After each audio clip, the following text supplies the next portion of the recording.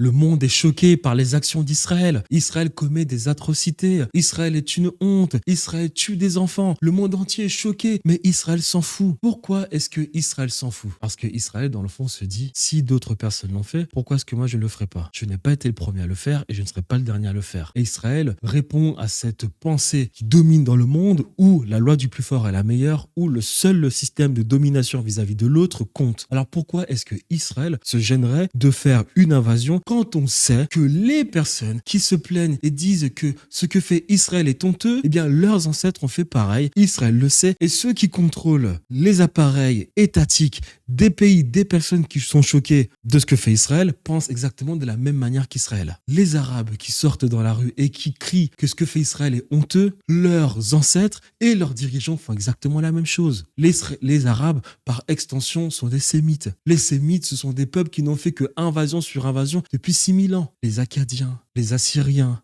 les Babyloniens, les Mitanniens, les Amorites, invasion sur invasion, jusqu'aux Arabes et l'islam. Et aujourd'hui, toujours des invasions au Soudan. Le pays est déstabilisé. Les dirigeants de ces pays arabes payent pour qu'on déstabilise le Soudan car ils doivent s'assurer qu'il y a des terres qu'ils peuvent cultiver pour avoir de la nourriture afin qu'ils soient bien nourris dans leur pays. Donc les Arabes qui, eux, sont choqués par ce que fait Israël, eh bien, les dirigeants font exactement la même chose et puis les ancêtres de ces personnes ont fait la même chose. Aujourd'hui, les Arabes pensent qu'ils sont autochtones d'Afrique du Nord et du Moyen-Orient alors que non. Les Arabes sont des personnes assez blanches quand même. Donc, quelles sont les conditions climatiques pour qu'on ait aujourd'hui, par exemple en Afrique du Nord, des personnes qui puissent avoir la peau dépigmentée? Impossible. Et puis de l'autre côté, c'est pareil. Les Blancs qui sont aussi choqués par ce que fait Israël, leurs ancêtres ont fait pareil. Et leurs ancêtres continuent de faire pareil. Invasion sur invasion. Les Hellènes, c'est-à-dire les Grecs, les Romains, plus précisément les Siciliens, les Sartes, les Ombriens, les Samnites, les Latins, ce qu'on appelle les peuples de la mer, ont pratiqué des invasions. Depuis le Caucase, les Archéens, les Doréens, ce qu'on appelle les Grecs, ont pratiqué des invasions, ne cessaient de faire des guerres entre la Caspienne et la mer Noire, pour ensuite envahir une civilisation qu'on appelle le Minoenne. Puis plus tard, nous avons eu les Galates, les Celtes, qui aussi ont fait des invasions, toutes sortes du Caucase, ont envahi des territoires comme la Bretagne, la Grande-Bretagne. Ils ont remplacé des personnes qui étaient là bien avant eux, les Scots, les Gaëls, les Armoricains, les Bretons, avant eux-mêmes de se faire envahir par les Romains. Après les Romains, nous avons eu aussi les Anglo-Saxons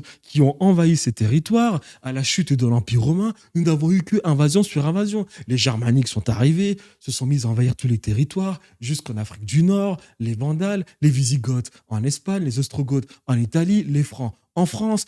Et aujourd'hui, ces Germaniques contemporains on continue de faire les invasions, l'Angleterre dans le monde entier, la France à peu près pareil, les Hollandais en Indonésie, les Hollandais en Afrique du Sud, les Anglais en Afrique du Sud, les Anglais au Canada, en Australie, en Nouvelle-Zélande et aux États-Unis d'Amérique. Et aujourd'hui, toujours ces mêmes personnes, les Anglo-Américains et les Français, ne se gênent pas de vendre des armes et de participer au jeu des déstabilisations de beaucoup de territoires comme le Soudan. Alors pourquoi Israël se gênerait de pratiquer ce qu'elle fait aujourd'hui quand en plus on sait qu'Israël a trouvé le moyen de dominer ces pays? Des personnes qui sont aujourd'hui choquées. Voilà comment pense Israël. Israël pense en mode la loi du plus fort est la meilleure, donc je ne vois pas qui va m'empêcher de faire mes invasions pour m'établir sur le territoire et contrôler la région.